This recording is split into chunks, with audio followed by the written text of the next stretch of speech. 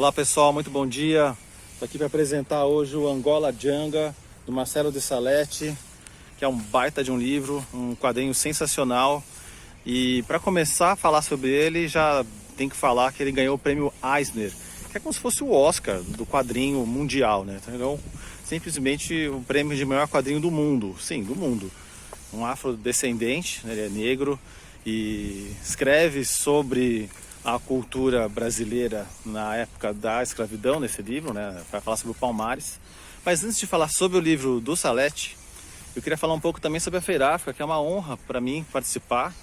E acho que deveria ter, na verdade, 4 pavilhões gigantescos, como o do Ibirapuera aqui, com subtemas sobre a cultura africana e afro-brasileira, que me constitui como pessoa, aliás, constitui qualquer brasileiro. A cultura africana está em nós, né, dos afrodescendentes e afro-brasileiros e africanos em geral.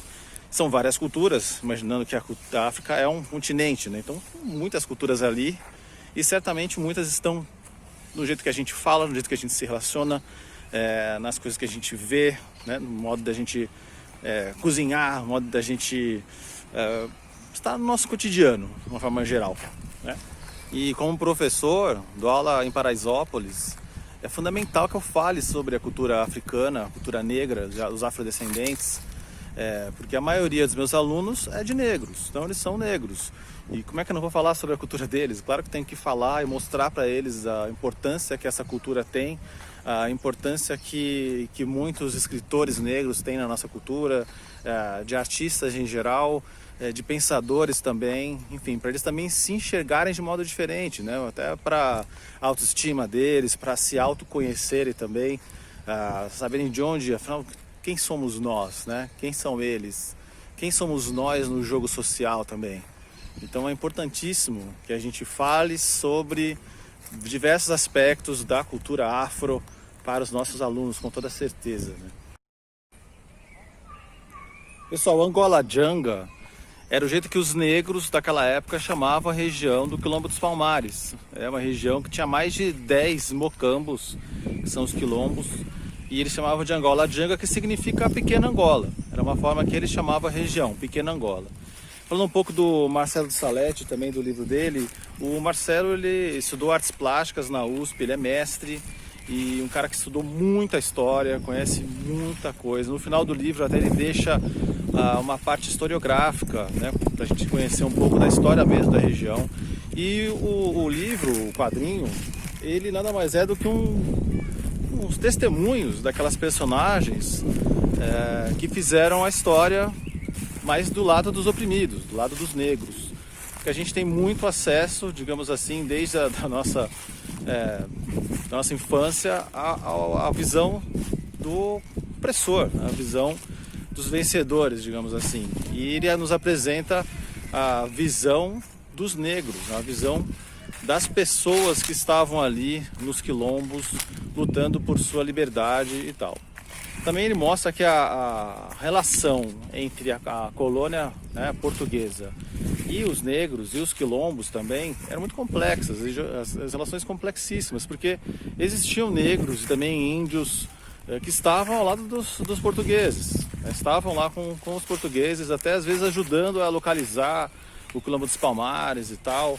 E isso ele problematiza no livro, né? Também vai contar histórias que nem sempre estão nos livros de história muito claramente, porque, por exemplo, o Palmares, né, o Quilombo dos Palmares, eles tentaram negociar com a coroa, chegaram a fazer um trato com a coroa portuguesa, um trato de paz com a coroa portuguesa, mas que não deu certo. Aliás, deu certo para os portugueses, porque o que os portugueses conseguiram fazer foi dividir a população negra ali, né? Eles dividiram os negros sobre o que fazer em relação à coroa portuguesa, como agir, né? O Marcelo de Salete não só ele escreve as histórias, e como também ele desenha. Então ele é um grande desenhista, além de um grande historiador e escritor também. E você vê que ele tem um olhar cinematográfico muitas vezes, ele tem tomadas assim e formas de olhar que são do cinema. E as palavras acho que nunca são à toa ali, são pensadas, não são jogadas de qualquer jeito.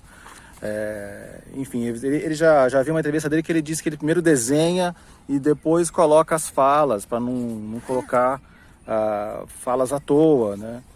Então tem todo um trabalho aí também, trabalho forte também com a imagem, com a forma também, né? Não é só o fato dele ser historiador e trabalhar 11 anos para fazer esse livro, que faz esse livro impressionante, mas também o desenho, as tomadas, a forma como ele coloca isso. O que o Marcelo de Salete faz com todos os quadrinhos, toda a obra que ele fez, é fazer a gente repensar a história sobre outro ponto de vista, sobre o ponto de vista dos oprimidos, digamos assim.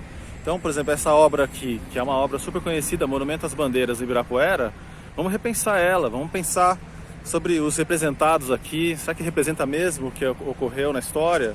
E também dá mais atenção àquela figura que está ali atrás, que é quem está fazendo realmente esforço.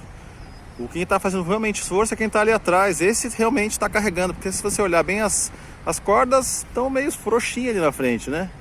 O esforço mesmo está ali atrás, né? E aí repensar toda a nossa história, todo o sentido também dos monumentos, quem é que é festejado aqui no Brasil pelos monumentos, não? Pessoal, além do Eisner, que eu falei que ele ganhou, que é o Oscar dos quadrinhos do mundo, né? Ele também ganhou um prêmio muito importante aqui no Brasil, que é o Jabuti. Então, o Marcelo de Salete, que também ganhou o Jabuti, que premia os melhores livros mesmo do Brasil. E, poxa, então, além da qualidade estética do livro, que já mostrei um pouquinho, mas desenhos super ótimos, né? Enquadramento de cinema, o traço dele é sensacional. Enfim, é um trabalho estético muito apurado. Ele também teve 11 anos de trabalho, de estudo, para poder fazer um livro historicamente embasado.